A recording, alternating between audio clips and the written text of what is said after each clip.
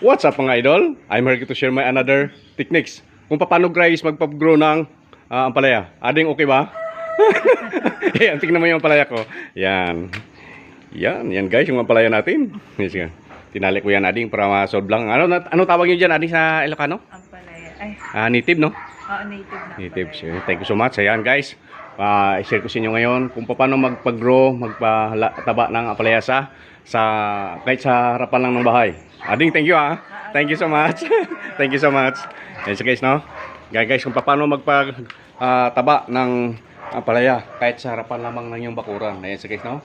Yan yung ating ampalaya ngayon. Yan, thank you so much. Yan so guys, no? Yan guys, yung ating mga ampalaya. Yan guys, no? Yan guys, yan. Ang dami dyan guys, kahit sa gilid lang ng pader. Yan so guys, oh. Sa gilid lang pader guys, may ampalaya na. Yan so guys, no? Yan guys, yan. Ang dami. Yan so guys, no? Actually guys, naka-apat na harvest na ako nito. So guys, oh, marami pa sa loob. Tsaka ito guys, yung tinali natin. Yan so guys, oh. Yan. Yan ang silver rip na natin ngayon guys. Yan. Sira yung rip natin eh. YouTube. Mita. Baka pwedeng monetize muna ako. Facebook. Mita. Monetize mo lang din ako. Please, lagyan mo na para maka-open na ako ng account ko. Yan so guys, no? Yung ating yan so guys, no? Wow! Mataba. Yan so guys, no? Kadalaglag. Yan so guys, oh. Yung ating ampalaya ngayon guys. Yan so guys, oh. Ang dami. Yan so guys, oh. Pati sa loob. Yan so guys, oh. Ang dami. Kaya ito guys, yan. Yan guys. Yan. Yan. Lalaki guys. Tataba. Yan so guys, oh.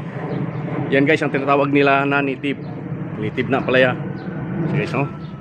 Yan so guys, oh. Yan. Native na ampalaya. Guys, yan. Ang dami.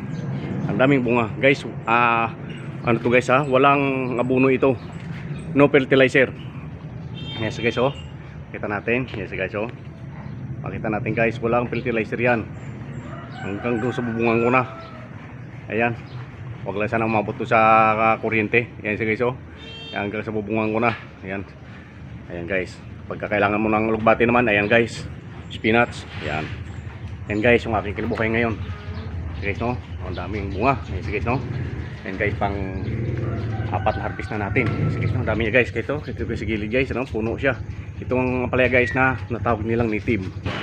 Sige guys, no? Yan. Guys, no? Yan yung ating masharing ngayon. Yan guys, no? Kung paano magpalago ng ampalaya guys. Ano lang, walang tawag dito. Wala siyang abono. Ang tanging pinapadili ko guys, lalong na yung hinugas sa bigas. Mas the best yun guys. Yan sige guys, oh. Nasa bubong na natin guys. Actually guys, hanggang doon na sa loob may bunga na. Yan sige guys, oh. Yan. Yan. Yan yung ating mga techniques guys sa pagtanim ng iba-iba klaseng halaman, lalo guys sa ampalaya. Guys, ma-share din natin sa inyo guys yung ibang mga gulay natin. Yan guys, oh. Wow. Tama lang guys, oh. Yan guys, yan. Ito guys, sinarbis ko na siya. Kukunin ko na yung mamaya, pamimigay ko na yan.